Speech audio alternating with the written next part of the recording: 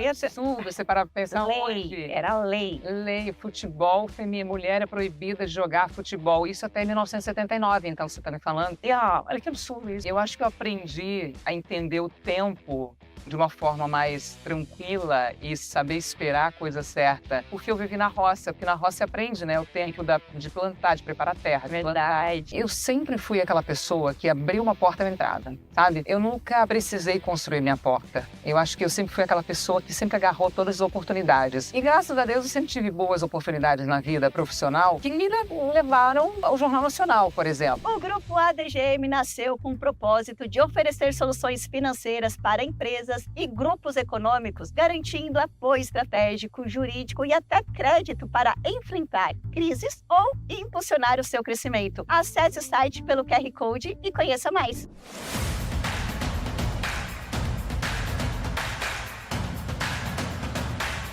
Fala, galera, estamos aqui novamente com mais um dia de A Embaixadora. Muito feliz que hoje nossa convidada tem uma história de vida linda. Eu sou muito fã e a gente já sabe de toda a trajetória profissional, mas eu sou fã de pessoas, eu sou fã de seres humanos e a nossa convidada de hoje tem muito aí o que nos oferecer, contar a sua história e inspirar a muitas mulheres que nos dias como hoje, né, nos tempos de hoje, com internet, essa coisa do mediatismo, então a gente às vezes pode cair nessa de perder a nossa essência.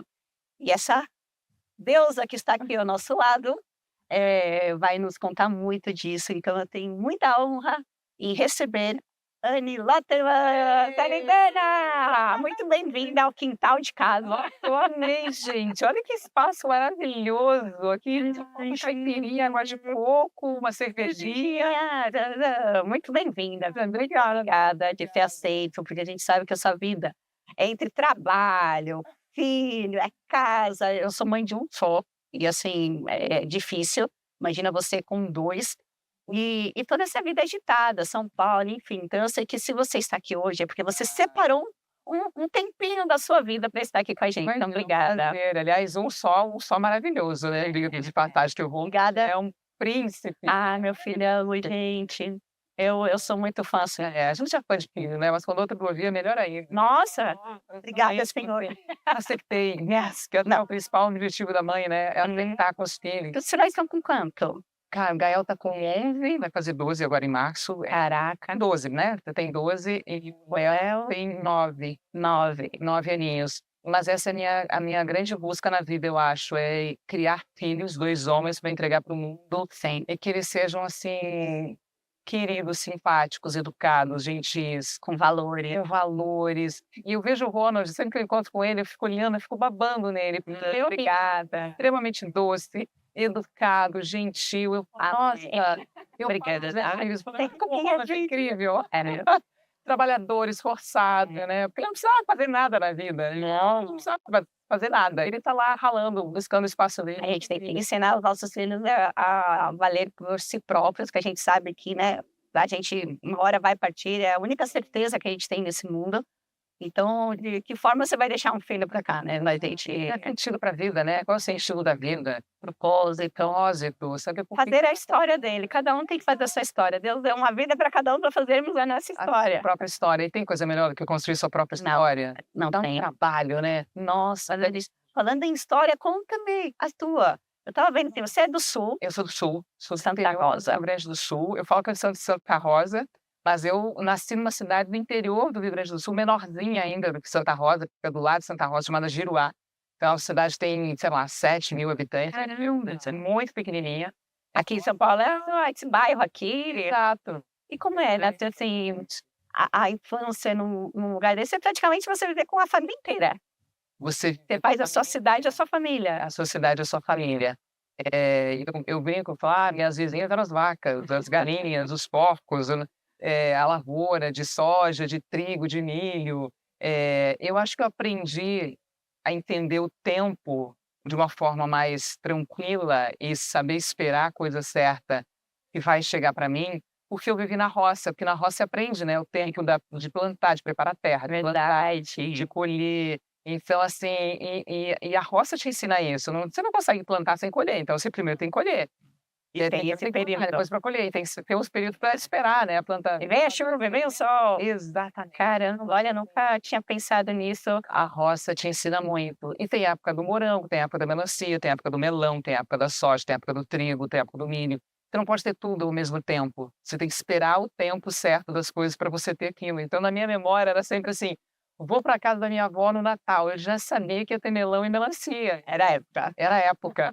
Ou inverno na casa de não sei quem. Eu sabia que tinha laranja doce no pé, porque no inverno tinha laranja doce no pé. Caramba. Elas foram na cidade. Ai, desculpa. Olha meu telefone, gente. Filhos, é filho e mãe, pode Não, não é filho nem mãe. Provavelmente é propaganda. Então não vamos entender, né? Já não, que a gente já que é assim, gente, tem prioridades aqui, a mãe ligou, o filho ligou, tem que atender. Então, Então, você sabe que o telefone sempre fica para vibrar. e o meu também não tá, viu, gente? Boa, é uma mensagem, então, já estou colocando Da aqui. escola, eu falei, deixa eu deixar no. Não, e a escola é outra coisa que a gente tem que atender na hora. Exato. Porque sempre algum BO, a criança caiu ou aprontou. Mas Exatamente. não vai ter nada aqui, glória a Deus. Nada. Mas, enfim, aí voltando, né?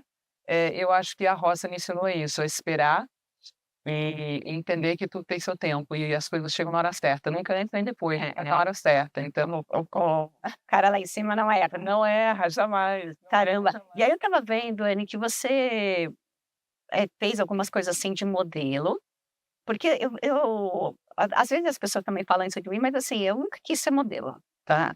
A pessoa vê assim, nossa, mas assim, tal, tem um estilo, pode fazer, mas assim, eu nunca me encaixei numa coisa de modelo, ainda mais no futebol. E para mim era como assim, se eu sou modelo, né? Se as pessoas me verem assim, eu não vou ter espaço para jogar futebol, porque futebol é uma coisa mais adulta. E a gente está falando isso há 30 anos atrás, 35 anos atrás, então o preconceito era muito grande. Sim. Mas como era uma forma também de tentar ganhar um dinheirinho, ajudar a família e tal, eu falei, vou fazer, tá bom, esse Hidebook e não sei o quê. E através disso que eu fiquei conhecida com as embaixadinhas, né? Tudo tem um porquê, como a gente estava falando. Mas você queria, assim, ser modelo? Teve alguma coisa que te inspirou a isso? Cara, assim, no Sul, acho que a minha mãe deve ter guardado até hoje essas faixas. Era rainha do município, Miss Estudantil, garota não sei das quantas, garota, Miss não sei das quantas. Eu era tudo, ganhava todos os concursos lá da minha cidadezinha, assim, e da região ali.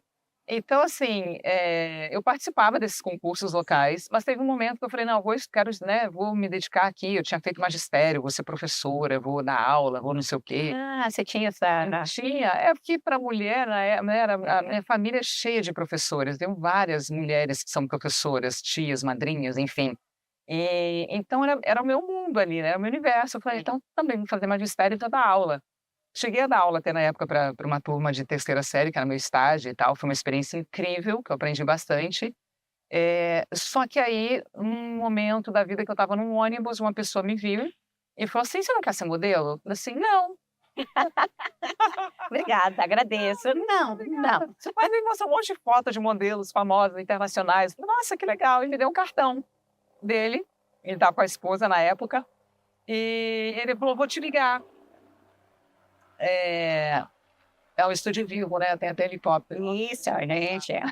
E, às vezes mudam rota também, do nada começa a aparecer vários aviões a cada 2 minutos e meio, que eu sou dessas, que eu cronometro, sabe? Isso é. Um pouco de toque de tempo. E aí ele me deu o cartão, falou, vou te ligar. Eu falei, tá bom. 2 meses depois, ele me ligou. Eu falei, nossa, o cara era realmente quente, estava realmente afim. Sim. E aí, numa dessas, por causa dele, eu acabei vindo parar em São Paulo. E foi quando eu comecei a trabalhar com moda. Eu tinha 17 anos, tinha terminado então o colegial, tinha terminado meu estágio no magistério e fiquei pensando, por que não, né? Vou tentar, se não conseguir, eu volto. Sim, máximo é não. Não. E aí, quando eu saí de casa, é engraçado, hoje eu estava vindo para cá e eu fiquei pensando, eu falei, como foi minha despedida dos meus pais, nesse momento que eu decidi sair de casa? Vim para São Paulo, uma cidade tão grande. Como é a imagem disso? Eu conheci Porto Alegre, eu fui direto para São Paulo, sozinha, para encarar essa selva de perna. Então, foi uma loucura, na verdade, loucura da minha parte. E eu acho uma loucura maior ainda dos meus pais, por terem me largado, me deixado, né? E eu fiquei pensando nessa despedida. E aí eu falei, bom, e naquele momento eu tinha certeza que eu não ia mais voltar. Eu até poderia voltar, mas era voltar para revê-los, mas não em definitivo. Eu sabia que aquela minha saída, eu nunca mais ia voltar. É engraçado. Que é isso? Eu tive essa sensação. Foi dolorida essa saída e nunca mais voltei mesmo. E não foi fácil, porque eu tentei trabalhar com moda, vi que não era minha praia, assim como você falou, não é meu negócio. E aí eu comecei a estudar, fiz faculdade de jornalismo e foi quando eu entrei, então, E jornalismo escolheu por quê? Teve alguma coisa que te inspirou? sinceramente, meu sonho sempre foi fazer psicologia. Nossa, Mas eu aí também. então. Mas assim, por mim, eu não queria trabalhar com isso, mas eu acho sensacional a mente humana. Então, eu também, meu sonho sempre foi fazer psicologia. Só que eu estava naquele momento, falei, bom, peraí, eu preciso trabalhar para ganhar dinheiro. Meus pais não tinham condições de me sustentar. Eu pensei o mais fácil. O que é mais fácil? Eu fazer faculdade, de eu trabalhar para pagar a faculdade e me sustentar e me bancar. E eu falei, eu vou fazer jornalismo, comunicação, que é uma coisa, eu acho que tem a ver, a faculdade era perto de casa, sabe assim? Sim. Eu pensei pela E praticidade. por escolha de profissão, mais do que provavelmente Exatamente, tenho talento para ser uma boa não, gostar, comunicadora. nossa, sempre quis ser. Não tinha isso. Para mim, foi meio, a faculdade é perto, tem esse curso, eu não tinha psicologia perto de casa, então eu vou fazer jornalismo, vou fazer caramba. E foi assim. Então, e aí eu comecei em rádio, depois eu fui para TV. Rádio é uma escola impressionante, né? Você sabe que eu não falava na rádio, eu escrevia os textos radianistas. Eu comecei Porque eu acho a dinâmica. Eu fiz alguns comentários assim de futebol em rádio e é muito dinâmico. E assim, a forma, até me ensinaram isso, falar assim, ó, a pessoa não tá vendo, ela só tá escutando. Então você tem que narrar de uma forma muito mais descritiva. A bola saiu pela lateral direita com um jogador, não sei o quê. E quando a pessoa tá vendo na TV, ela tá vendo a mesma coisa que você viu. Você não precisa falar. Não precisa falar. Tem que ser menos específico. Só que nisso, na dinâmica de uma rádio. Então, para mim, foi uma escola muito grande, mas assim, eu gosto de falar de futebol, mas eu ainda não é assim a minha maior paixão. Mas eu gosto assim, eu acho que a rádio te dá eu acho que Improviso, né? tudo na vida, eu acho que tudo que você aprende, assim, aprendizado nunca é demais. Nunca é demais, imagina, nunca é demais. E depois da rádio você foi para a TV diretamente? E como um chefe na rádio, que falou, você tem que ir para TV, você tem que ir para TV, tem que ir para TV. E aí eu consegui uma vaga na TV, não foi fácil, gente. Eu ligava toda semana para a Band no Rio. Falava, tem vaga, tem vaga, tem. Toda semana eu ligava. Eu enfiava o saco deles toda semana. Até que um dia ele falou, tem uma vaga aqui sim, vai ter um teste, vem fazer. Olha, eu passei.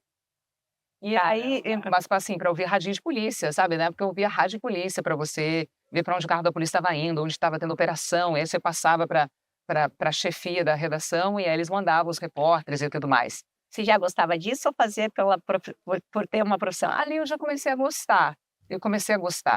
E eu sempre trabalhei muito, então eu fui aquela aluna um pouco relapsa, eu confesso, assim, eu ia pouco para a faculdade, mas quando eu ia aproveitava. Até hoje um professor, depois eu cheguei a trabalhar com esse professor e ele falava, você sempre foi muito dedicada, muito determinada, a gente sabia que você não estava, a Anne faltou, não era porque ela estava à toa na vida, não, você estava trabalhando. Alguma coisa estava fazendo. E eu lembro que eu falei uma vez para ele, professor, as duas coisas não dá, ou eu venho para a faculdade ou eu pago a faculdade. O que eu faço? Não consigo fazer as duas coisas. Aí ele falou, não, tá bom, então quando você vem, faz a prova, não sei o quê. Paga, eu falei, não, então beleza, fechou. E a gente ficou trocando essa ideia, depois quando a gente foi trabalhar juntos na Globo, quando eu já trabalhava na Globo, e aí ele entrou, professor! Caramba! Então assim, eu recebi ele, né, eu lembro da redação. E da Band você ficou quanto tempo até ir pra Globo? Eu fiquei na Band Rio, aí a Band Rio me transferiu pra Band São Paulo, então eu trabalhei na Band São Paulo. Sim. Aí depois eu saí da Band São Paulo, fui pro Rio, que na época estava noiva, meu noivo morava no Rio e tal. E aí eu fui morar no Rio de novo, e aí eu consegui uma vaga na Globo News, de 3 meses. Sim. Aí os 3 meses foram 6, virou 9, e aí eles me efetivaram. Que maneira. E aí eu fiquei 12 anos na Globo, né? Então foi uma história linda de 12 Sim, porque você passou por vários departamentos, digamos assim, né? E mesmo na Globo eu passei por várias empresas diferentes. Eu comecei na Globo News, fiquei 4 anos na Globo News. Depois eu fui para a TV aberta. Para a Globo mesmo. Então, na Globo, eu comecei na reportagem de rua, fazendo polícia, economia, cultura, fazia de tudo. E depois eu passei para a apresentação da previsão do tempo na Globo do Rio. Eu acho sensacional, gente. Então, e depois me transferiram para a Globo São Paulo. Pra gente, assim, para os telespectadores, não sei se alguém já te deu, assim, esse relato, mas eu acho, a gente às vezes brincando, assim, a gente fazia... E hoje a previsão do tempo... não sei por quê. Mas acho que toda criança, quando imita alguma coisa, gosta de falar da previsão do tempo. Vai apresentar meninas, principalmente, são mulheres bonitas, elegantes. E assim, eu acho que, primeiro que eu achava assim, nossa, que chique, a pessoa sabe o mapa inteiro. inteiro. E você sabe que agora eu tô tendo que ensinar o mapa do Brasil para o meu filho. Então, E eu falo: "Filho, qual a capital do Rio Grande do Sul?" Aí ele fica: "Pará?" Eu falei: "Meu Deus, não, meu filho." Aí eu fico tentando fazer umas associações para ele, como eu fazia as minhas associações para fazer a previsão do tempo, porque tinha que ser rápido, né. Então, mas assim, ao vivo, na Globo, e eu sei que lá, assim, você não pode errar uma vírgula. não, não pode, não pode. Você Então, tá lá com a várias gente fazia pessoas. umas conexões para não errar as capitais e não errar os estados. Porque você tá vendo o mapa, hoje eu vejo o mapa, às vezes escrito, não sei onde é, Exato. né, a gente perdeu um pouco dessa coisa da escola, né, eu não sei se nem tem geografia na escola ainda, né, professor? Tem, Por favor, tem, pelo amor de Deus, tem. que o ensino tá mudando tanto assim, eu vejo o Ronald vai fazer quase 25, então dos 18 que ele terminou a escola já é outro ensino. É outro ensino. E isso que, pô, ele tem 24, quase 25 anos, imagina na minha época. Mudou muito, né. Mudou, não mudou? Cada vez mais, assim, é muito rápido. Mas, assim, desculpa, mapa do Brasil, Tem que ser assim. estados e capitais, Não tem que mudou. saber, não mudou. Assim como o hino brasileiro, que eu acho Também. eu acho assim, como é que a gente não sabe cantar o hino? É, porque às vezes as pessoas também não colocam nem o hino inteiro, no futebol mesmo, já assim, canta a metade e quando chega na metade. Quando não corta uma partezinha, já bota lá a parte mais de refrão e acabou. Fala, não, gente, é um pouco longo, mas é o nosso hino, Tem que respeitar, né. tem que respeitar. Mas enfim, a cultura vem mudando muito, assim, tem coisas que são melhores, por exemplo, no futebol feminino, eu acho que hoje a cultura de um garoto ver uma menina jogar é mais normal do que na minha época. Para eu jogar no meio dos meninos, eu tinha que ser muito boa.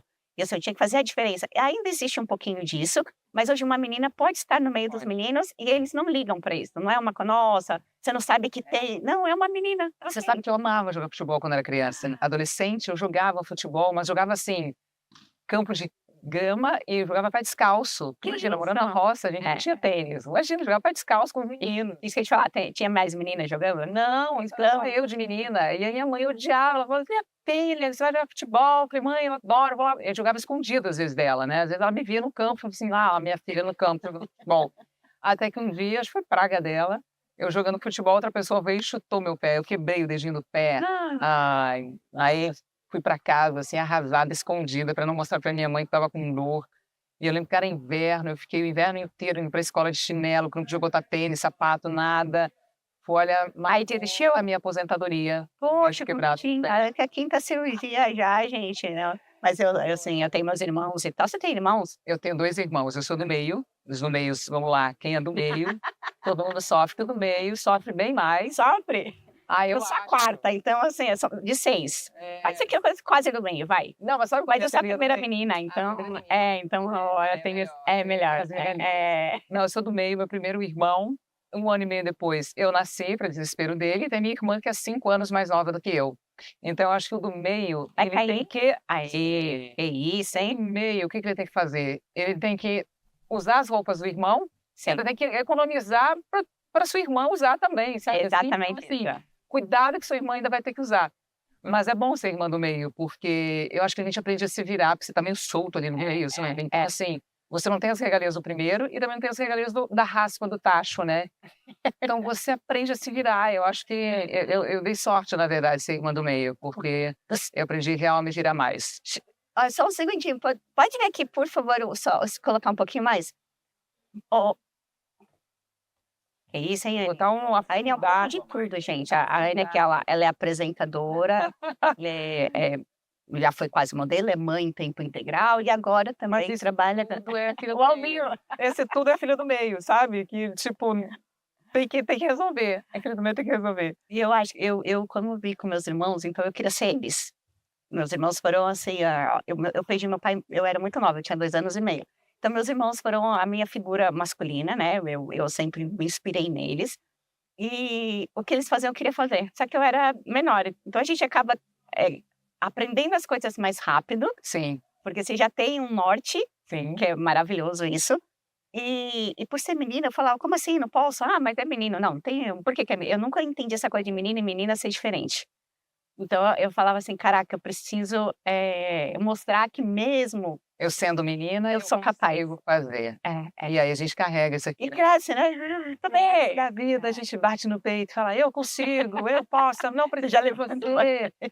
eu sou forte, eu não choro, eu não Isso é mas isso é ruim, porque a gente sangra, a gente sofre, a pessoa fala assim: "Nossa, mas você sempre tá rindo", mal sabe as pessoas que eu também tenho os meus fantasmas, as minhas, eh, as coisas que eu preciso ainda evoluir, né, a gente tá aqui para evoluir.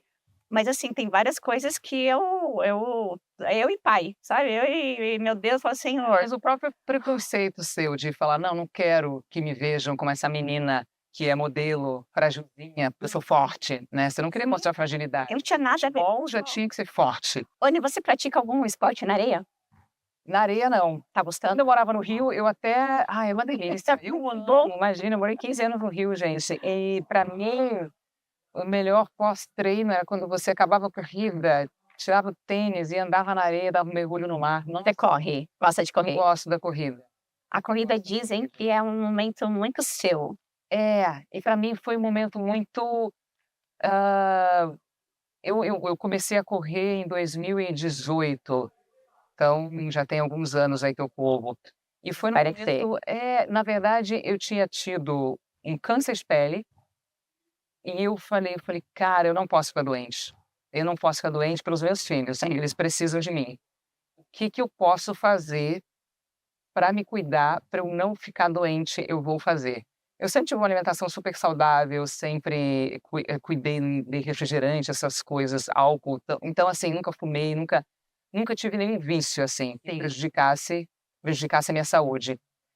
Mas realmente a coisa do esporte, eu acho que eu sempre deixei um pouco de lado, assim, real. Sim. Praticava vôlei na escola, futebol depois, mas sempre era para diversão, nunca era com foco específico para cuidar da minha saúde.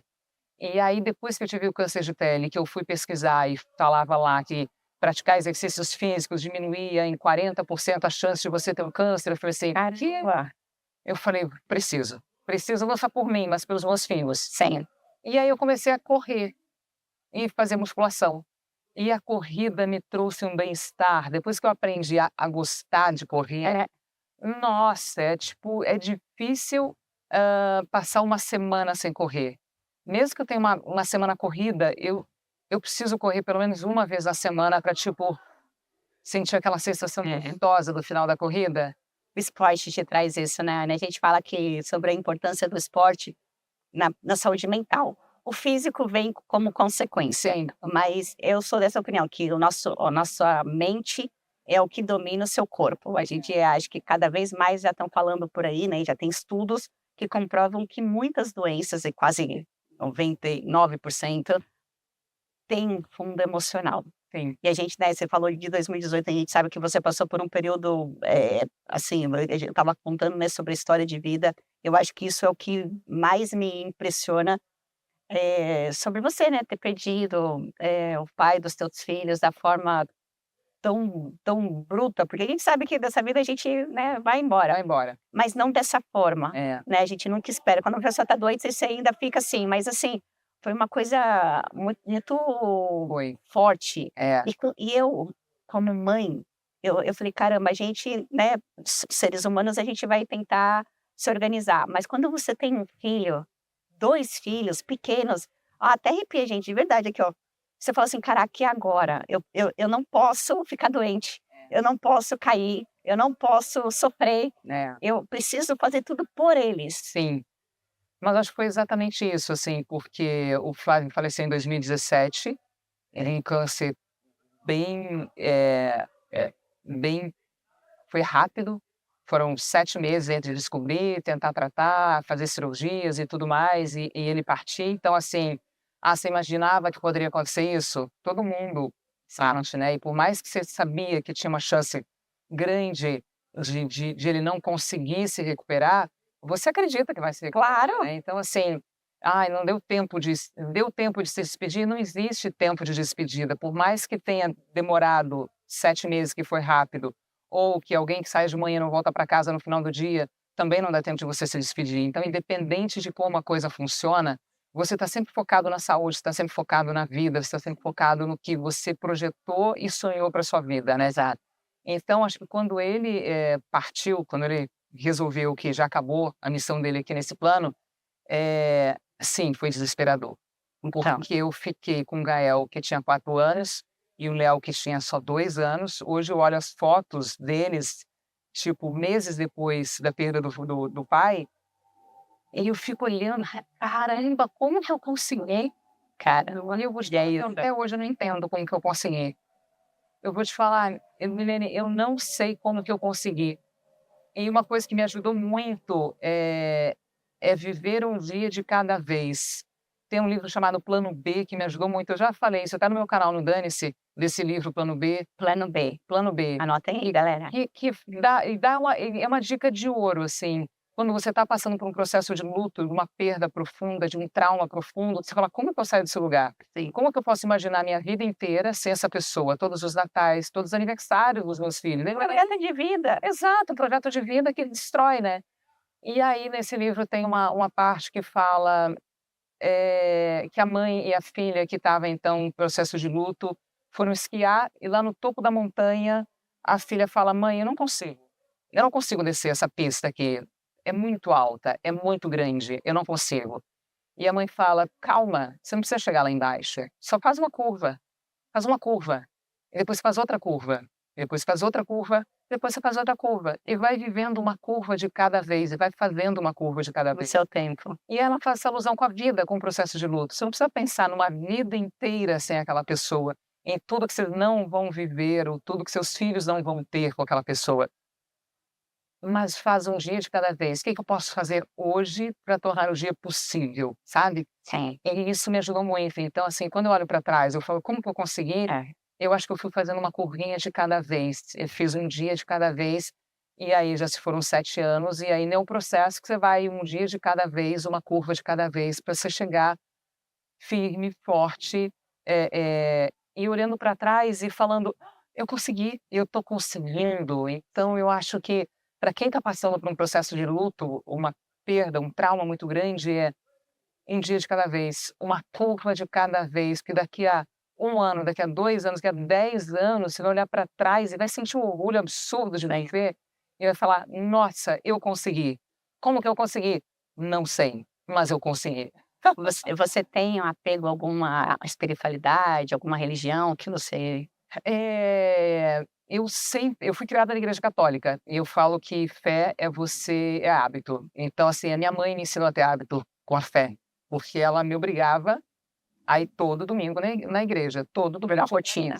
Exato, virou uma rotina. Eu queria sair na sexta, eu queria sair no sábado à noite, ela fala: "Tá bom, pode ir, mas domingo de manhã, 7h30 eu quero te ver na igreja, na missa". Aí eu: "Ih, calma, minha vontade é maior de sair, então vamos sair, vamos para a igreja de boa, mãe. Graças a Deus que minha mãe fez isso. Hoje eu, né, Sim. agradeço, porque essa minha rotina de todo domingo na missa com a minha mãe, de uma certa forma, me preparou para a vida e me preparou para ter fé, para eu encontrar a minha força, a minha fé, Deus dentro de mim. E aí depois eu fui para o espiritismo, onde também o espiritismo me ajudou bastante nesse processo de luto e respondeu várias questões. Mas eu falo que eu acredito nas pedras, eu acredito no Eu também. eu acredito na natureza, eu acredito em tudo. Deus está aqui. Deus está aqui. E no final a gente está buscando Deus. Então, se a pedrinha que eu uso no meu chakra, se aquilo ali vai me conectar com Deus, tá ótimo. Use A natureza, seu banho de cachoeira, sabe?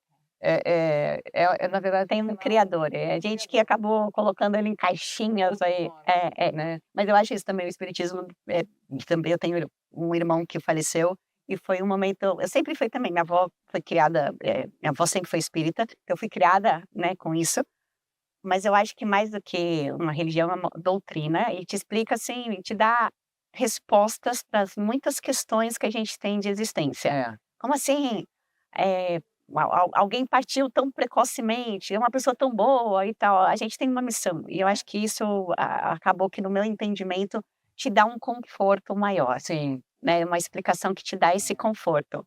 Mas eu até notei aqui, gente, porque você falou uma frase sobre o luto, que é o meu caderninho aqui de anotações. Eu não sou, aqui hoje eu estava aqui, eu falei assim, caramba, eu vou entrevistar a Anne, mas eu não sou entrevistadora, é ela que é Viu, você vai apresentadora. Eu tenho tudo anotado sempre. Eu adoro escrever. Eu tenho tudo anotado, eu não uso, mas eu preciso. Não, e eu gosto de escrever. Eu não perdi essa paradinha. A minha agenda, o Ronald vai saber, gente, a minha agenda é de papel. Aí ele fala, mãe, tem uns aplicativos, tem uns o quê, que ele já te avisa. Eu falei, meu filho, eu gosto de sentir isso aqui, ó, não acaba a bateria. Eu posso esquecer o livro em algum lugar, né? Mas assim, ó, eu adoro Sem escrever. poesia, sem poesia. Ó, a dor do luto não diminui. Pode passar o tempo que for. O que vai aumentando é a sua vida em volta do luto. Eu achei isso espetacular, porque é isso, você deixa de viver, porque está vivendo uma dor. E aí depois você vai aumentando a sua vida. O luto vai estar lá. Tá lá. Só que a tua vida vai aumentar em torno disso. Eu achei isso espetacular. A dor é como se fosse um buraco, né? Quem tá passando por essa dor é como se tivesse um buraco mesmo dentro de você. E esse buraco, pensar que esse buraco não vai diminuir, de uma certa forma, até conforta a pessoa que ela se sente culpada. Mas como eu posso dar continuidade para minha vida? Como eu posso esquecer essa pessoa que eu tanto amei? Como eu posso deixar de lado uma pessoa que sempre foi tão importante para mim? Então, você não se permite não sentir esse buraco. Você quer sofrer por ela, né? Por essa pessoa que não está mais aqui. Então, eu sempre falo que o buraco, ele sempre vai existir. E vai estar sempre do mesmo tamanho. A diferença é que, realmente, o que vai crescendo em volta daquele buraco começa a ganhar uma dimensão, uma proporção e uma importância, às vezes maior, que nem dá tempo de você olhar para aquele buraco. Mas ele está ali. Em algum momento da sua vida, do seu dia, do seu ano, do seu mês, enfim, não importa. Você vai olhar para aquele buraco e vai falar, nossa, o buraco está aqui ainda. Tá aí. Mas tem tantas outras coisas em volta, que construir em volta desse buraco, que eu tenho que te dá um conforto. O buraco ainda está aqui. Sim. Você não quer esquecer a pessoa, e o buraco é meio que a pessoa viva dentro de você. Então, acho que o luto é isso, é você ter o seu buraquinho ali de dor, mas você florir aquele buraco em volta com um monte de outras coisas que é a vida, né? E você sabe, né, eu vi o teu vídeo falando isso para as pessoas, o quanto você inspira mulheres.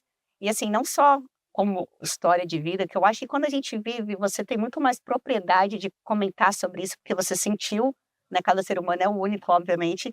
Mas quando você fala vivendo, eu acho que essa verdade parece mais aflorada, né? A gente pode ter empatia com as pessoas, mas acho que conexão é quando você realmente viveu. E você tem noção do quanto você inspira a muitas mulheres, né, em pessoas que passam por um processo desse, e segue inspirando com o que você faz, os seus engajamentos, os seus vídeos são espetaculares, porque, além de tudo, né, além da profissional, é uma mãe exemplar, porque a gente sabe que não é fácil você hoje ser profissional e conseguir ser uma boa mãe no sentido de tempo, porque eu acho que a boa mãe, o pessoal às vezes fala, pô, dá conta de tudo. Não, não é super-heroína, não. O guerreiro, eu falo, o guerreiro, ele fica ferido às vezes. Mas é quanto a quantidade de tempo, a qualidade de tempo, né? Hoje as pessoas acham que você estar fora de casa, trabalhar e tal, você não vai conseguir ser uma boa mãe ou um bom pai. Mas, na verdade, é o tempo que você dedica a ele que vale muito mais. Sim. Eu me sentia, antes, eu tenho uma frase do Suassuna que eu amo, que ele fala, coisa boa de ser vivida é ruim de ser contada, mas coisa ruim de ser vivida é bom de ser contada. Verdade. Então, eu acho que eu vivi não coisas ruins, mas acho que eu tive tanta porrada na vida, e agora poder contar, é assim como a vida, né, gente? Se chama vida, a gente leva porrada da vida. Algumas pessoas levam mais, outras menos, mas a gente leva a porrada da vida.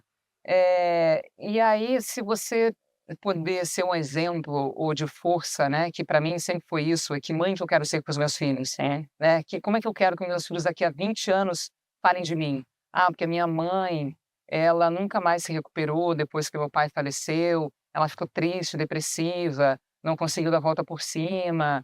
Ou eu quero que eles falem, nossa, minha mãe é fogo, sabe? Ela deu a volta por cima, ela foi atrás, ela correu atrás da felicidade dela, ela lutou, ela não desistiu da gente, ela não desistiu de viver.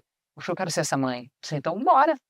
Depende só de você. É porque os filhos aprendem com exemplos, não falando. Não falando. Eles estão observando cada movimento nosso, e a gente não sabe disso, mas com certeza os seus filhos se inspiram muito em você, no que eles veem de você.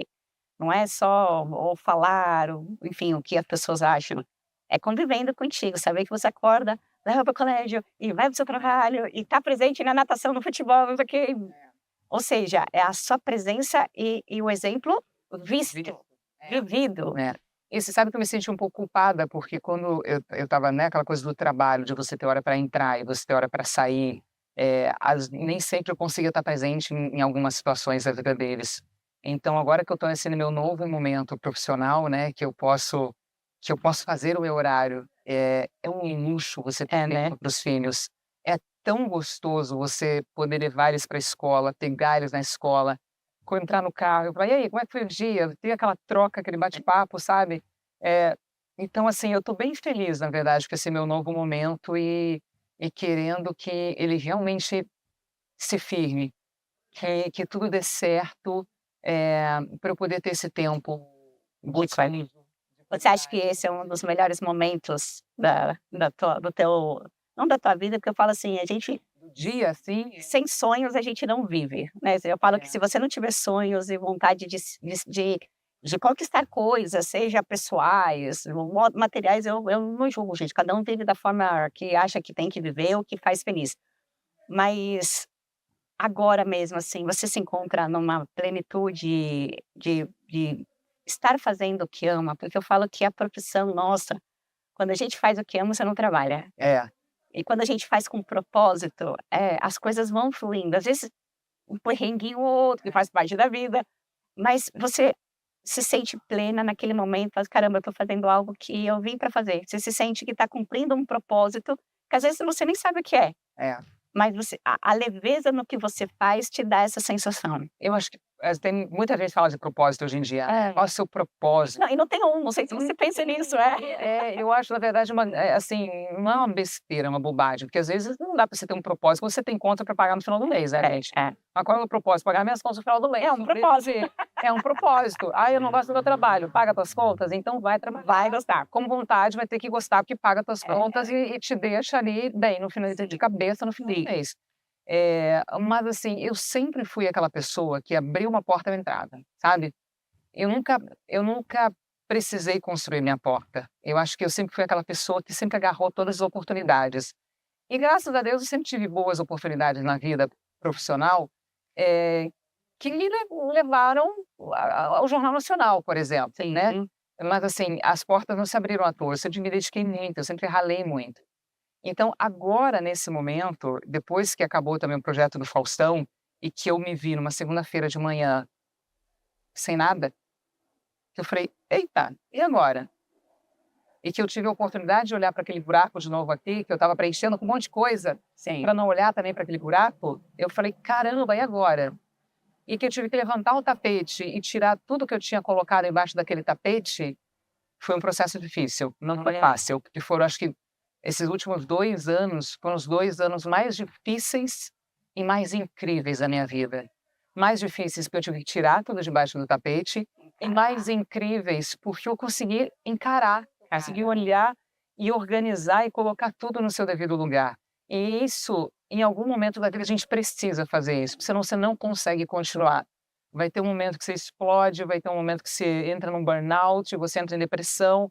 Por quê? Porque você não olhou para as coisas que realmente importavam na sua vida. Você não sofreu, você não se entregou para coisas que são importantes da sua vida e não deixou passar e não curou aquelas feridas. Então, eu estou há 2 anos curando feridas e olhando para mim e entendendo que eu posso pedir ajuda, que eu posso contar com as pessoas e que aquela mulher forte que bate no peito e fala: "Você pode, você consegue".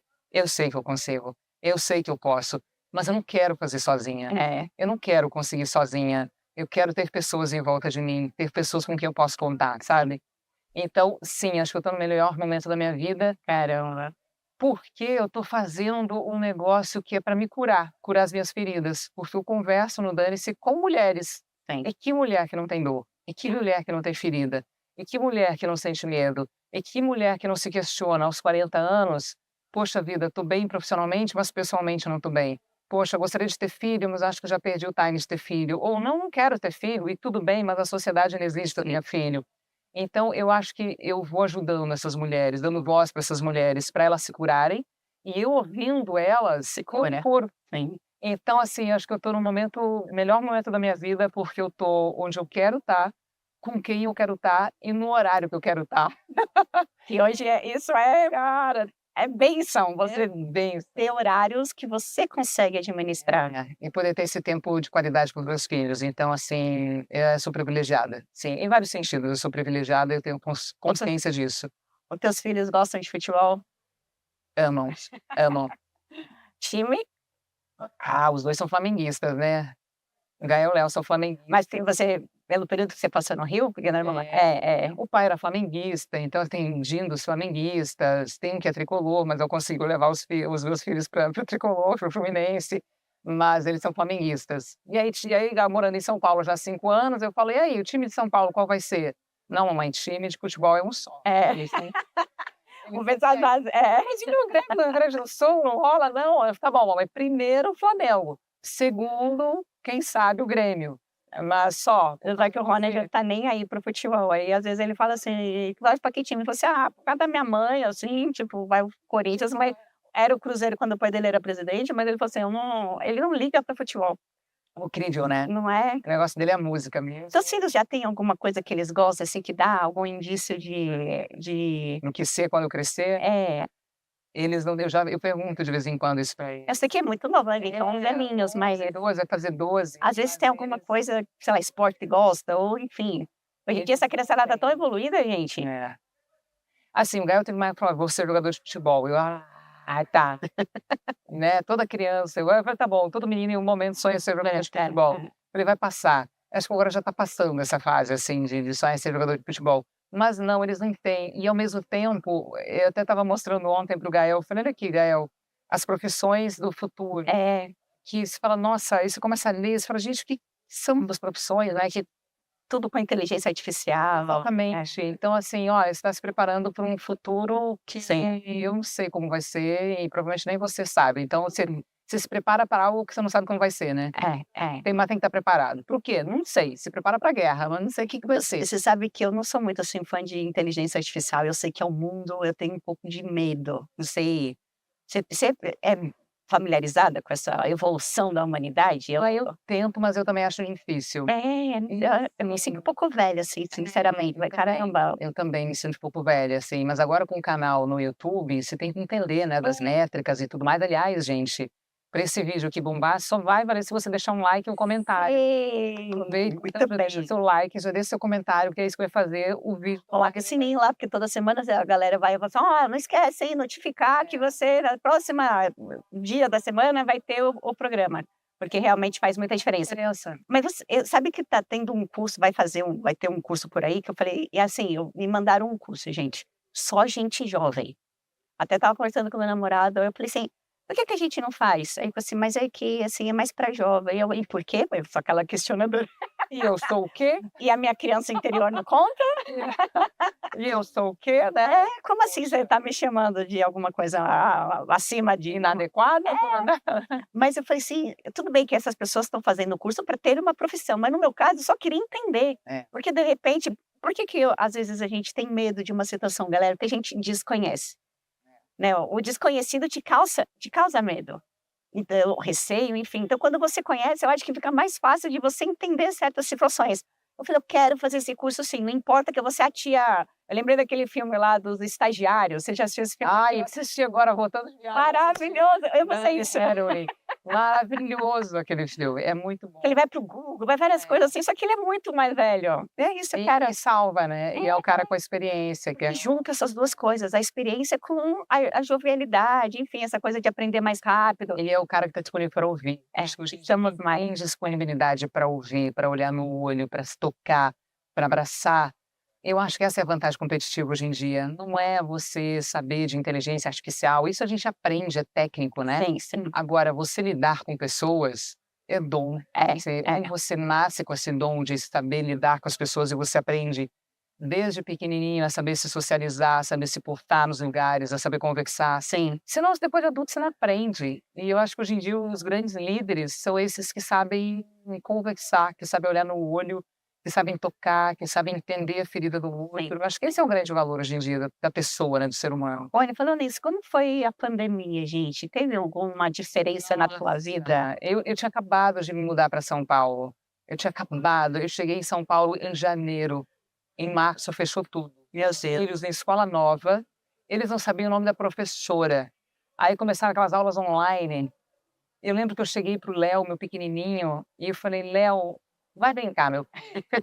Aí a professora falava, mas Dani, o Léo não vai participar da aula? Eu falei, não, não vai. Porque eu tinha que sair de casa para trabalhar, e eles ficavam em casa, graças a Deus, com uma pessoa que conseguiu ficar comigo durante a pandemia, para cuidar dos meus filhos enquanto eu saía para trabalhar. E aí eu colocava lá o Gael, então, o meu mais velho, que estava na época no segundo, terceiro ano. Segundo ano ele estava em processo de alfabetização. É isso. E aí era aquele dia inteiro de aula online. Teve uma hora que eu olhei para ele e falei, Interessante. eu não aguento mais. Falei, esquece. Liguei para a escola, falei, quanto tempo o Gael tem que ficar na aula online? Ah, pelo menos 1h30. Eu falei, então 1h30 que ele vai ficar. Mais do que isso ele não vai ficar. E o resto do tempo eu ajudo ele. E aí veio o encher, professora. Nossa, aí eu veio aqui, ó, professora. Uau, eu falei, E era nessa fase, né, que você dava fazer estágio? Falei, sabia que isso ia ser útil na minha vida. E foi útil em vários momentos da minha vida, mas naquele momento que já viveu, mais ainda. Então, assim, eu digo que parte da alfabetização dele fui eu que fiz. Assim. Maravilhosa. Mérito meu e culpa minha, né? Tudo meu. Mas eu ajudei bastante ele nessa época para aprender a ler e escrever, e foi gostoso, foi difícil. Você olha para trás e fala, meu Deus do céu, como que a gente aguentou, né? Todo mundo tem uma história. Todo mundo. E você vai falando isso sobre essa coisa do trato humano. Eu sou uma pessoa que eu gosto muito de abraçar. E o toque, a gente até fala que existem várias linguagens do amor. Então, aquela que a pessoa que, sei lá, o fato de ela te dar atenção é a forma dela dizer que te ama. Às vezes é verbal. O meu é toque mesmo. A pessoa vem, pode tirar uma foto comigo. Às vezes acontece alguém pedir uma foto comigo no Corinthians e tal. Eu já abraço como se fosse alguém da minha família. Cara, né, e tal. Ainda mais quando é pessoas mais velhas. Eu falei, cara, essa coisa de senhorinhas, assim. Eu falo, ai, que fofinha. Às vezes eu falo assim, oro por você. Eu falo, caramba, não existe comentário mais lindo que alguém falar que ora por você. Que eu fico imaginando a senhorinha lá orando pelos filhos, pelos netos, ok? E pela Milene. Eu falei, nossa, entrei na oração da senhorinha. Então, assim, não é?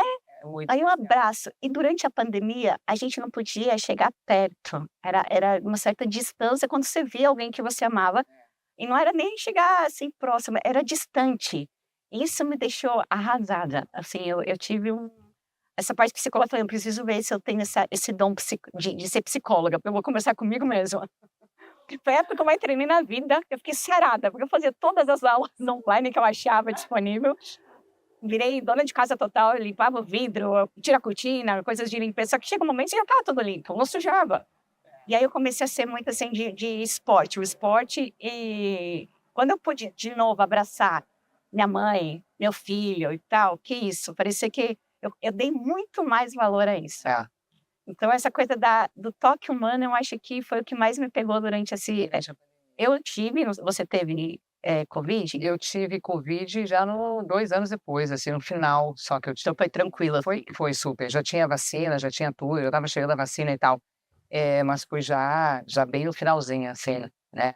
Eu fiquei hospitalizada uma semana e também comecei a dar muito mais valor à nossa respiração.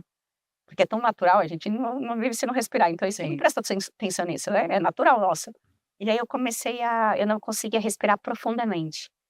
E aí isso me tocou bastante. Eu falei, caraca, eu sou atleta, eu como bem, como é que assim, eu tô com uma doença que pegou meu pulmão, não fumo, não bebo. E assim, me deu uma lição assim, de vida, de humildade, como se fosse atleta, mas você é humano, viu? Eu tive Covid, mas eu nem percebi, na verdade. Eu fiz o exame, porque o Faustão estava com Covid, aí todo mundo resolveu fazer o exame, e eu descobri também que eu estava com Covid. Mas foi mega tranquilo, assim, não tive sintoma nenhum, não tive nada. Ficou um tempinho em casa e tal. Fiquei depois, né, isolada ali e tal, mas... E Faustão, gente, eu conheci o Faustão, a gente, né, conhece desde sempre do Ronald e tal, e dos filhos, e assim, sempre uma pessoa muito do bem, uma pessoa com a gente mesmo, né, super participativa e tal, e aquele jeito dele, que eu acho que mudou também, é uma das pessoas que mudaram a forma de fazer programa, o trabalho com ele te ensinou... Muito, imagina, eu acho que o Fausto viu em mim um talento que eu escondia. Eu acho que sim, porque eu me moldei para o jornalismo, né, e sabe o que eu queria? Fazer jornalismo. Então você se molda para caber naquele espaço, né, você fica quadradinha, fala assim: "Eu consigo caber aqui nesse espaço". E talvez o falso tenha visto uma Anne além daquele quadradinho, sabe? Sim. Ele falou: "Não, você tem muito mais aí dentro que você precisa mostrar, você tem muito mais vida, tem muito mais brilho, você tem muito mais colorido, você tem muito mais história, e você não pode se esconder, você tem que parar de se esconder". Então eu acho que ele abriu a cortina, literalmente para mim, sabe? Ele abriu as Na cortinas qual nem você se conhecia. que eu nem me conhecia. Ele tirou as cortinas que estavam em volta de mim, né, e para me mostrar Você se descobriu uma nova pessoa? completamente. Completamente, eu acho que eu fiquei mais jovem, eu fiquei mais bonita, eu fiquei mais segura, eu me senti mais mulher, eu me senti mais poderosa, eu me senti mais mãe, eu me senti muito mais. O que era pequenininho dentro de mim, de repente, cresceu. Então eu acho que o falso tem esse dom de fazer as pessoas aflorarem, sabe? De tirar a fumaça que está em volta delas e falar: "Se vê, se olha, você é isso, por que que você não consegue se ver dessa forma?". Então eu acho que ele tem esse dom de ver o talento da pessoa e ficar tipo: "Vai, vai, vai, você consegue mais, você consegue mais". Então, não é fácil trabalhar com o falso, porque ele é muito exigente. Mas não é fácil por quê? Porque ele sabe onde você pode chegar, mais do que você mesmo. E acho que ele viu isso em mim, ele sabia até onde eu conseguia. E talvez é uma pena que a gente teve só 2 anos para trabalhar juntos, porque não sei onde a gente chegaria se eu tivesse tido mais tempo para trabalhar com ele, sabe. Sim. Então, mas eu sou grata, muito grata pelo que ele fez por mim, por ele ter feito tudo o que ele fez, pela Anne profissional e de me mostrar e de me jogar no mundo, assim, sabe, tipo: "Vai que o mundo é seu".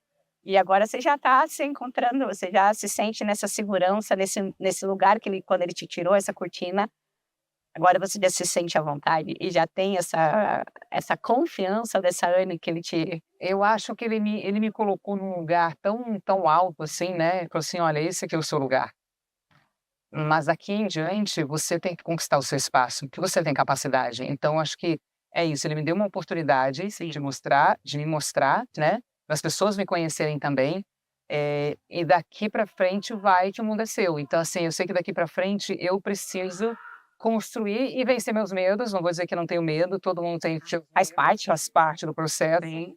Eu tenho meus medos, eu tenho minhas inseguranças, eu tenho, minhas dúvidas, minhas questões, mas assim, eu tenho uma certeza dentro de mim que vai dar certo, as coisas vão dar certo, e elas vão dar certo do jeito que elas precisam dar, né. Eu também tenho esse pensamento, às vezes eu estou aqui nos perrenguinhos, eu já falo assim: "Tá bom senhor, eu estou passando por isso porque alguma coisa eu preciso aprender".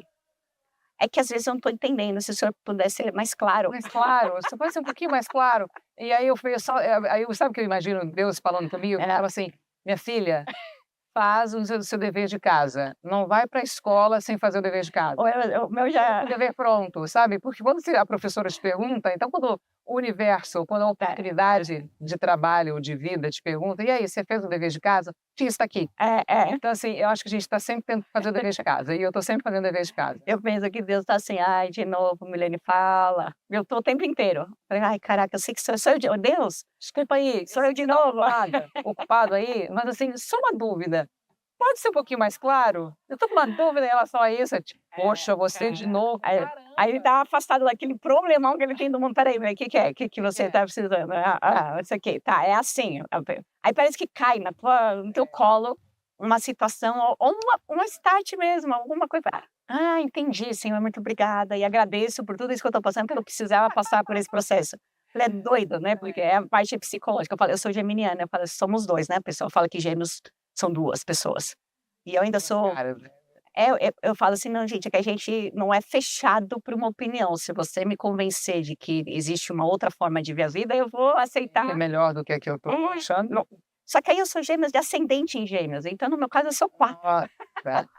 Então eu falo: "Caraca", aí é uma conversa que eu sabe, divertidamente, gente, a minha sala de controle aqui é uma festa, é um camarote, é uma pista cheia, é um estádio. Maravilhoso. Então essas conversas que a gente tem dentro de nós, eu acho que é sensacional. E uma coisa, daqui a 2 anos teremos a Copa do Mundo feminina no Brasil, pela primeira vez, né, eu sempre falo: sobre o nosso futebol feminino, que é uma das bandeiras que eu leio. Assim, não é bandeira, gente, mas é uma das coisas que me move. Eu falo, quem é a Milene na fila do pão? Eu quero que a modalidade cresça. Quem vai fazer ela crescer, não importa. Eu não preciso nem ser citada, nem quero. Mas não é que eu não quero, isso não é o meu propósito. O meu propósito é daqui, sei lá, quando eu for avó, não sei se eu vou ser avó, né? Eu estou botando essa pressão no meu filho, mas tudo bem. Vocês escolhem, viu? Tá tudo bem. Mas quando eu for mais idosa, eu falo assim, caramba, olha, no meu tempo era assim, agora tá assim. E eu sei que esse processo, muitas pessoas trabalharam nisso. Então, ter a Copa do Mundo Feminina aqui, nossa, eu fiquei até madrugada, porque demorou uma barbaridade, gente, para ser escolhida. Até porque, né, tinha que ter essa emoção. Mas quando eu fui escolhida, eu sozinha gritava em casa, é nossa, não aconteceu nada, só a Copa do Mundo aqui, porque eu sei que é uma grande oportunidade, não só para o futebol feminino, como o esporte feminino crescer. Porque a gente sabe que ainda é uma mudança cultural. E, como toda uma mudança cultural, necessita de tempo. Mas eu acho que o futebol feminino no Brasil, ele já vem crescendo bastante nos últimos anos. E eu acho que a tendência é cada vez mais crescer mais. Porque quanto mais mulheres, os jogadores de futebol como exemplo, acho que mais incentiva as meninas que estão usando aí também a treinarem futebol, a entenderem que pode ser o lugar delas também. E que elas não precisam se masculinizar ou não precisam ser brutas, elas podem ser femininas jogando futebol. Não tem problema, sabe? Não tem que ser estereotipada. A mulher que joga futebol não tem que ter esse estereótipo. Mas ela pode ser frágil, ela pode ser menina e pode jogar futebol e ter toda a força dela. Então, mas eu acho que o primordial para o futebol feminino crescer é, primeiro, as mães incentivarem as filhas a jogarem futebol, e tá tudo bem, vamos jogar futebol. Não só os meninos sendo incentivados, as meninas também. E eu acho que as mulheres darem valor para o futebol. Tipo, as mulheres irem para o estádio para assistir os jogos de futebol. Levarem os filhos para assistir o futebol feminino, sabe? Então, eu acho que se não tivesse engajamento de toda a comunidade, né? Não tem como melhorar. Então, assim, para ter os direitos iguais, que eu acho que vai demorar muito, até porque o futebol feminino ele já vem, né? Ele perde pelo tempo que ele tem de existência na história do Brasil, né? O time profissional de futebol feminino vem bem depois, sei lá, 40 anos depois, o masculino, alguma coisa assim, não é isso? É que foi proibido por lei até 79. Pois é. Então, assim, eu falo que se eu tivesse, eu ia estar presa o tempo inteiro, porque eu nasci em 79. Mas se eu tivesse nascido com essa proibição, gente, Um absurdo, absurdo, você para pensar hoje. Era lei. Lei, futebol, mulher é proibida de jogar futebol. Isso até 1979, então, você está me falando? Olha que absurdo isso. E falando, né, sobre essa história, a Aira Bonfim, que é uma historiadora do futebol, antes era do masculino, agora é propriamente do futebol feminino, mas é uma historiadora. Ela falou assim, pensa, para ser proibida, porque já existia, nada é proibido de uma coisa que não existe. Então, assim, tem relatos de futebol feminino, sei lá, em 1920 e pouco. Então, ele foi proibido, eu acho que eu não tenho as datas, eu sou péssima para data, gente. Mas, assim, durante 40 anos até 79. Então, ou seja, desde 30, ele foi, né, 30 e pouco, ele foi proibido. Porque já existiam, desde aquela época da Revolução Industrial, os homens faziam isso, jogavam, né, depois no intervalo, na hora do almoço, ou depois, tanto que você vê até que o futebol foi indo por essa parte das indústrias, e já existiam mulheres, tem relatos, né, porque a gente não tem muito material sobre isso. Tanto que a galera não sabe, eu sou hoje embaixadora do Corinthians, e eu acabei me tornando embaixadora do Corinthians, porque me chamaram para contar sobre o primeiro time feminino de lá, porque eles não tinham material sobre isso.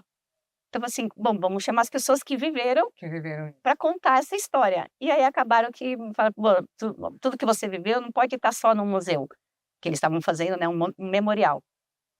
Você precisa estar com a gente. Então, ou seja, só foi contado por pessoas que viveram naquela época. Então, eu acho que essa mudança cultural hoje, sim, hoje as meninas é a profissão dela, como você falou, as mães, cansei de ver mães, avós, porque a gente está falando que mãe ainda está vivendo aquele momento, e os avós que tiveram outra educação. E eles levam hoje para fazer peneira, e falam, pô, minha filha, quero que jogue igual a Tamires do Corinthians, eu quero que seja a Marta, primeiro, eles já têm, né? Tem tantas mulheres. Eles têm um ídolo mulher. Isso já faz uma diferença, Anne. E segundo que tem um norte, não é assim, eu não tinha pensamento de ser jogadora de futebol, eu queria, mas eu não tinha, nossa, não é uma profissão, porque eu não existia, entendeu? Quando eu comecei a jogar não existia. Como ganhar dinheiro jogando. Não, e eu nunca pensei nisso até hoje. O Will tá por aí, gente, ô galera, porque ele fala assim: "A Milene ela não gosta de dinheiro", eu falei: "Não, gente, espera aí, não é assim". Eu gosto, mas eu não sei ganhar. Como é que faz para ganhar Não, dinheiro? eu não acho que isso seja meu propósito de vida, eu não quero fazer as coisas para pensar nisso, por mais que a gente tenha que pagar a conta. Eu quero que isso seja a consequência de um trabalho que eu faça, de uma coisa que eu seja remunerada por algo que eu fiz. Esse é o meu valor de dinheiro, entendeu? Fazer você ter uma vida digna e tal, mas não é assim: "Caraca, vou para isso porque tá dando mais dinheiro aqui, porque" o meu pensamento é esse, eu sei que é uma das coisas que a gente precisa evoluir. Saber se vender, né? Nada, A gente não precisa fazer, a gente tem que saber se vender. Eu tenho dificuldade também de ter essa cara de mas pau. porque para mim eu tenho que viver aquilo que eu acho que Deus preparou para mim. É a nossa verdade. Só que aí eu já ouço também, falo: "Por que que se escolhe sempre o caminho mais difícil?". Sim, eu tenho a sensação que falo assim, é verdade, eu já cheguei a essa conclusão de que às vezes o caminho pode ser mais fácil, mas eu teimo em escolher sempre o caminho mais difícil, o que tem pedra, o que tem subida, o que tem descida, que eu vou cair, me estabacar, chegar estropiada no final, quando não precisa. Porque a sensação que eu tenho é que se não for difícil, não valeu a pena. Eu não tenho como falar sobre o assunto se eu não me sofrer para conseguir, sabe? Então eu acho que assim, acho que as mulheres que vieram antes, aí falando do futebol feminino, eu acho que elas trilharam o caminho, sim, abriram um caminho difícil e já foram marcando e deixando o caminho um pouco mais fácil, né, para quem está vendo e com menos buraco, com menos pedra para se estabacar e se quebrar, enfim. E tá tudo bem. E tá tudo bem, a gente tem que agradecer essas mulheres. Mas, assim, eu acho que o futebol feminino ele vem crescendo cada vez mais e a gente tem que valorizar mesmo, porque não é fácil encarar preconceito ainda, né, que é muito forte, e ser determinada e ter que estar em dia com a musculação, com os exercícios, com o preparo físico, e representar o Brasil como as meninas representaram tão bem, né, nas Olimpíadas, As mulheres, né, mulheres de uma forma geral. foi sensacional. Que bom que existem mulheres que vieram antes e que bom que ela não é mais proibida, né, que é um absurdo. E outra coisa que eu acho bem legal, eu não sei se você também tem essa visão, que não é assim, a gente falar, levantar uma bandeira do feminismo, não. Ah, Eu, ao contrário, eu acho que os homens e as mulheres foram feitos em perfeita harmonia para são cabeças diferentes que podem se juntar e ter numa situação visões diferentes para ter uma solução, ou seja, e cada um tem um dom, cada um tem um pensamento, cada um tem uma história de vida. Aquela coisa lá do livro Homens são mulheres, homens são de Marte, mulheres são de Vênus, é perfeito.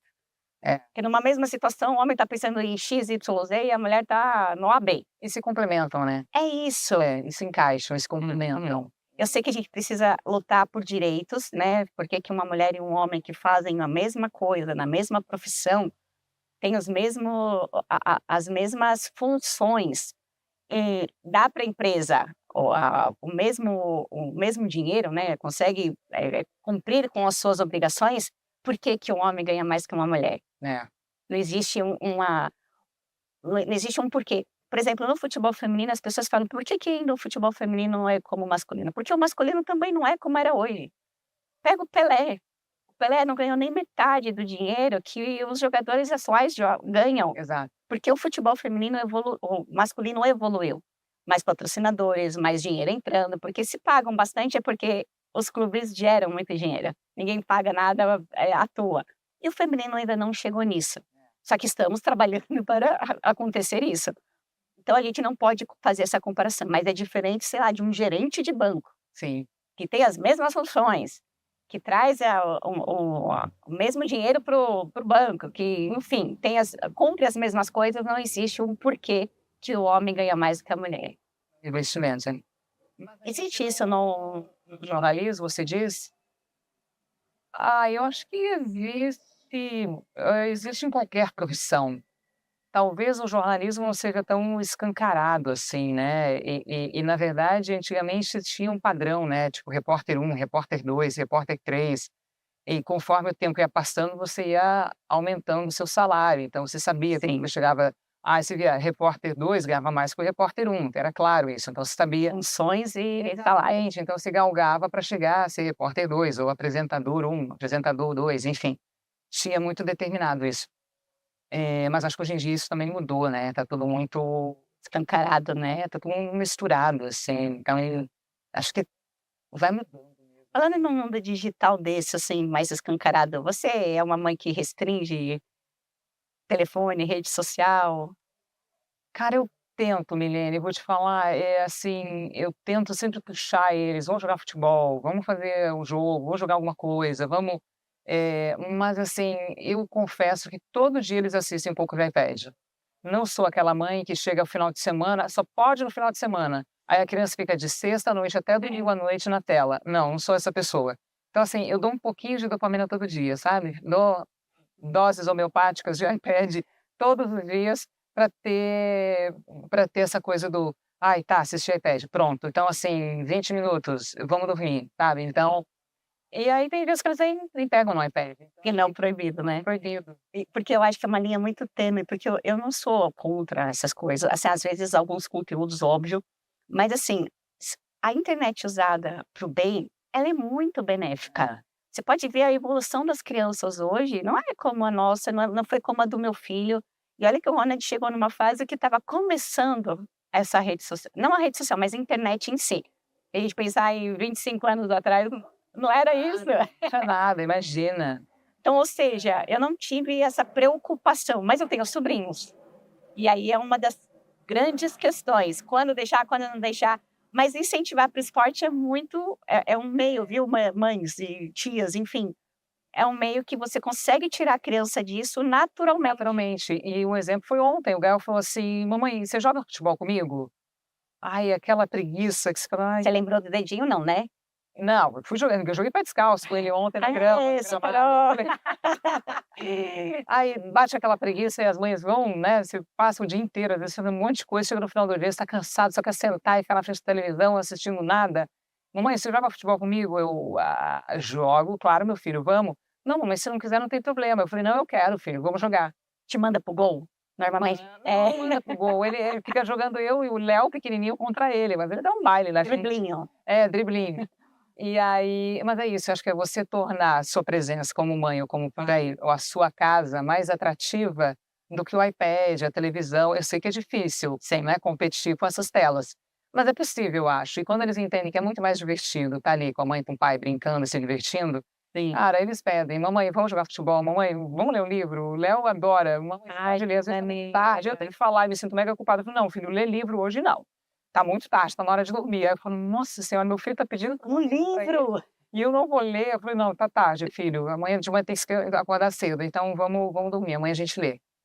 Caramba, isso hoje nas crianças de hoje não tem mais esse hábito da leitura, E né. eles gostam, então assim, É, alguma coisa eu tô acertando, eu acho. tá muito, De gente. alguma forma eu acho, gente, que vamos chegar aí daqui a alguns anos 2 homens incríveis, Amém. para essa sociedade louca, confusa, e é o que eu mais desejo na vida, assim, acho que qual é o seu objetivo maior de vida, Anne, hoje? É entregar 2 filhos incríveis para um Ai, que lindo, Anne, amém. é, Porque eu acho que quando a gente é mãe é isso, quando a gente quer ter essa sensação de que você não falhou, é, né, que eu sei que muitas vezes você aprende uma coisa em casa e filhos acabam tendo escolhas diferentes, mas você ter essa noção de que você fez o seu melhor, é. que a gente erra também, viu, crianças. Se eles soubessem, né? E o que a gente aprende com eles, eles acham que os pais são super-heróis, mas a gente aprende muito com eles.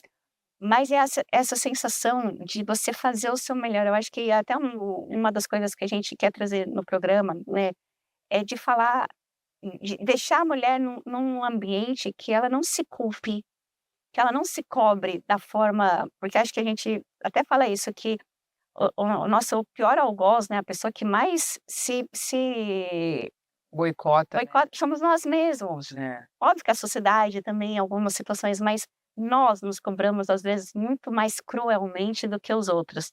Com certeza, E tá tudo bem não dar conta de tudo, é como você não falou. tem como dar conta de tudo. É, Não tem como dar conta de tudo, menina, é uma ilusão, é uma besteira você achar que você vai dar conta de tudo, você não vai dar.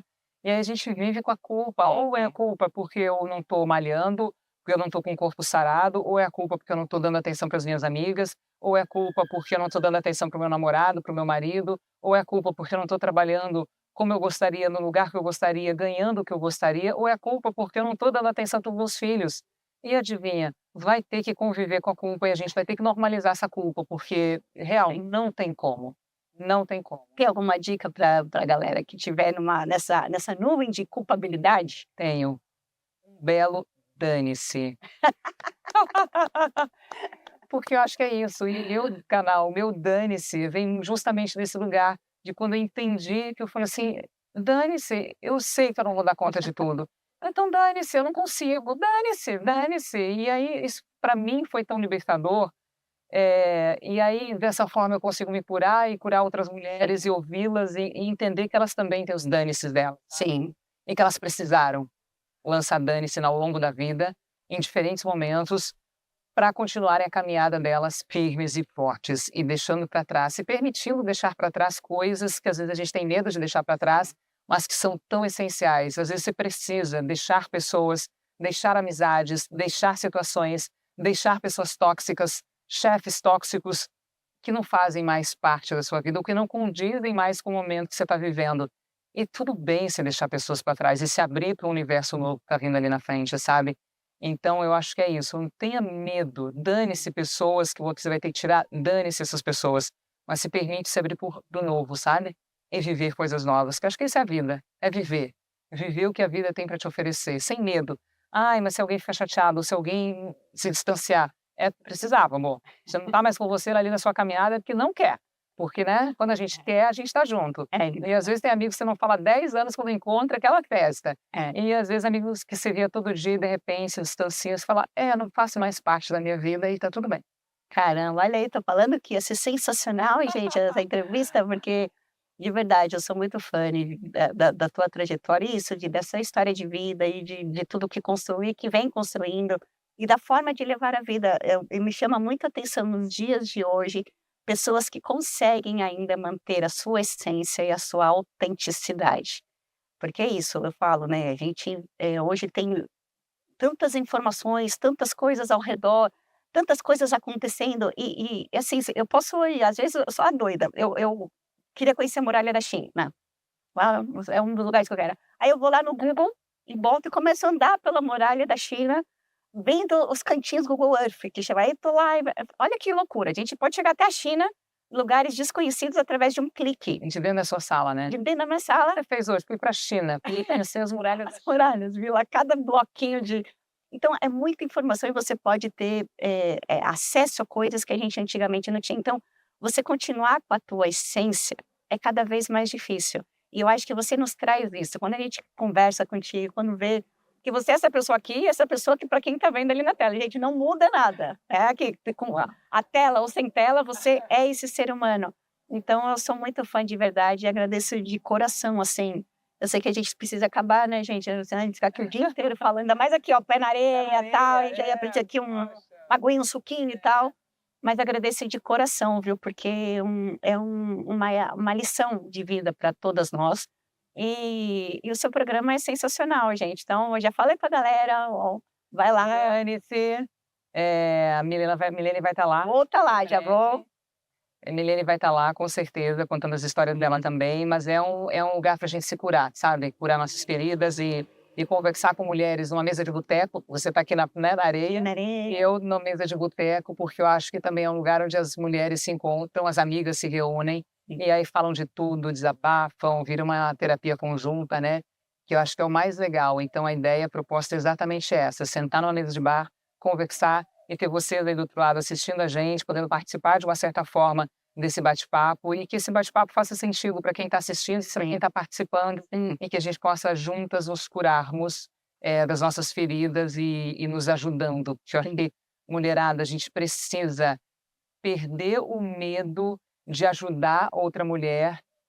Pode ter certeza que seu brilho não vai diminuir se você ajudar outra mulher. Então, não tenha medo de valorizar a amiga que está do lado, de falar: "Vai, amiga", e eu acho que é isso, a gente precisa fazer isso. E eu acho que tem mudado essa cultura de mulher ajudar a mulher. É, porque os homens fazem isso com uma naturalidade. É, E eu invejo isso nos homens, essa capacidade que eles têm de ajudar. Então, assim, a gente tem que aprender a se ajudar e se valorizar. mas é mudança de cultura, porque não fomos ensinadas a isso. Mas estamos mudando. A gente só competir, né? Porque o nosso espaço era restrito, a gente só competir com as outras mulheres para conseguir o nosso espaço. Sermos escolhidas. Então a gente tinha que ser meio que um produto ali para ser escolhida. Quem era quer ser casada com fulano, quem tinha um quadril maior para ter mais filhos. Né? Ter mais É filhos. absurdo. Eu falei, nossa, gente, falando assim, parece que foi há tantos séculos atrás. Ele não foi. Foi pouquíssimo tempo. É, Eu espero que as nossas filhas, né, e as mulheres que estão chegando aí, elas tenham mais consciência disso. Mas a gente também tem tempo de aprender, tá? Somos novas, jovens, descoladas, sabe? Então dá tempo da gente aprender a fazer a isso. minha criança interior segue aqui vivinha. Exatamente. Olha, ó, e tá super convidada. Eu tô agora, assim, passando por um processo de reabilitação, como vocês estão vendo, mas já eu tô de volta.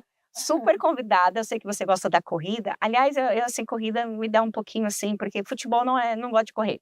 A gente sabe isso. Quem corre é a bola, entendeu? Eu já tem essa informação aqui. Mas super convidada para vir aqui jogar futevôlei, vôlei, beach tênis. Aqui a gente está aqui na Replay, aqui do Alto do Ipiranga, e a gente fala que aqui é a Disney do futebol, né? A Disney da bola, a Disney da areia. Então é para vir aqui se divertir muito, porque se não te fizer sentido a sua diversão, nem sai de casa. Eu falo isso. Se você não vai para fazer um esporte para se divertir, né? Ter essa sensação de você sair melhor. Então é melhor ficar dentro de casa, né? No caso, eu que já faço esporte, senão você não, tem que levantar para ter saúde, que hoje em dia eu acho que está mais do que comprovado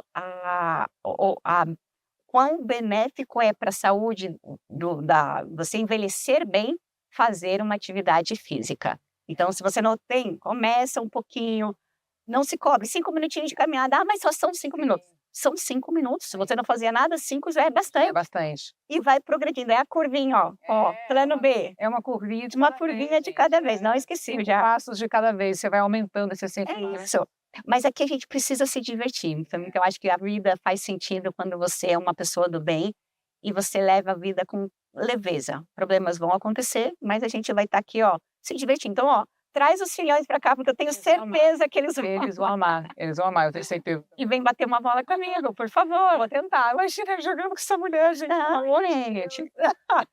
Você que já é dos pais, Prometo que eu vou vir aqui passar vergonha. e do jeito que você é empenhada, eu não dou um beijo, essa mulher tá jogando futebol, daqui a pau, ombrinho, tal, certeza.